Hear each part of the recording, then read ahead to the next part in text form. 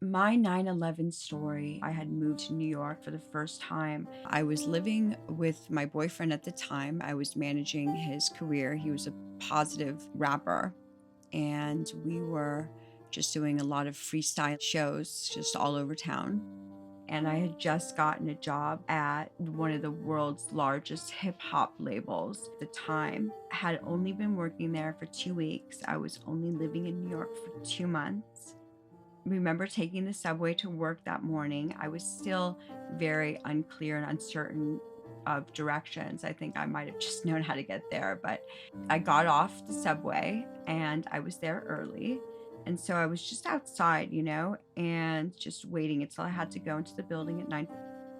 And I looked up in the sky and I saw the first plane hit the building. And the first thing that I said was, oh my God, this poor pilot lost his glasses.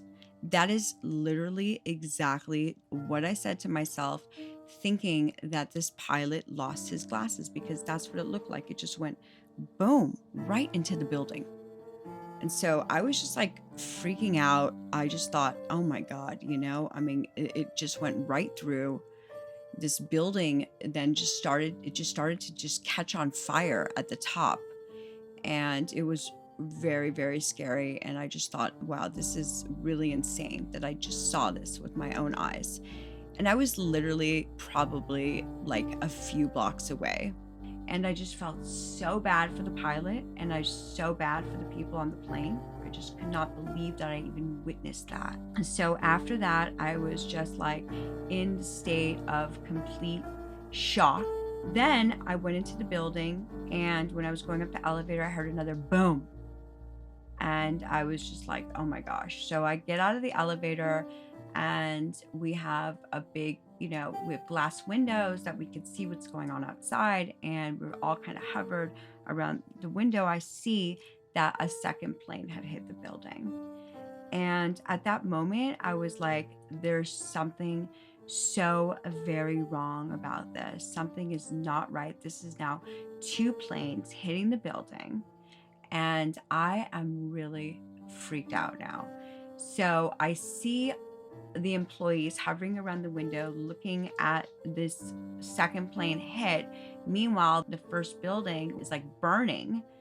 And I said to my boss, I said, I'm from LA. I have no idea what's going on here, but this is really, really scary. And he's like, well, welcome to terrorism. And I said, no, welcome to New York. I quit. I just really wanted to get out of there because I was done. And so I went back down the elevator. And when I got outside, I saw this big, huge man, and he was running and he was yelling, it's terrorism. It's terrorism. It's terrorism. And I'm just like, oh my God, I don't even know what in the deuce that is. I don't even know what in the deuce the World Trade Center buildings are. I didn't even know what they were. I didn't even know what buildings they were. I didn't know where I was. I didn't know. I just moved there. I was so lost and so confused. I literally just took heed to what he said and just started running with him. And I'm running and running and running. And I see that there's people jumping out of the windows, and they look like ants to me as I'm getting further, but it's going all around the buildings constantly. And all of a sudden I'm just running. And as I'm running, I'm noticing I'm running with thousands of people in the street. And I thought it felt like King Kong was behind me. And it was so scary. And I don't even know how I even ended up where I was living at the time at West 4th and 7th Avenue. But I kept running for miles, and I looked back. I saw that the buildings were collapsing and they were gone. I saw all the first New York firefighters going. So probably all those first fire trucks I saw and ambulances I saw, I can almost guarantee that all those people died on their way up those stairs in that building to try to rescue those people.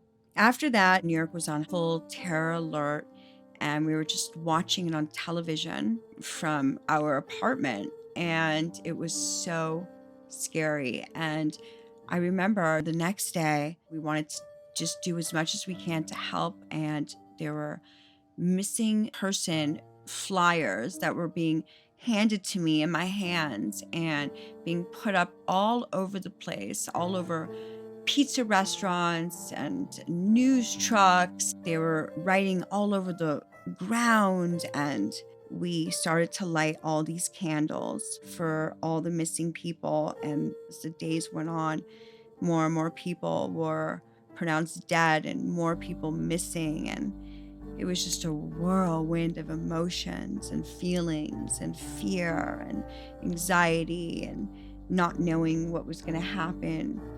So I do know that I wanted to get back home on the plane and go home as soon as possible.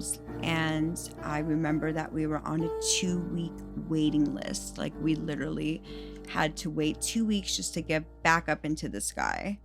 So when we finally did, I have brown hair and brown eyes. I'm Italian, but I was literally frisked, and they pulled us to the side, and we had missed that flight. We had to go on another flight because they just like were taking out all of my dirty laundry and everything that we just had. It was just a unbelievable situation. I never really understood, what kind of impact in history this was going to make on the rest of the world. And the irony of it is that I was running and running and running for my life. Less than a decade later, I had a spinal cord injury, but it is just one part of the stories of my life. And I just wanted to share this so it's just not locked up in a trunk forever.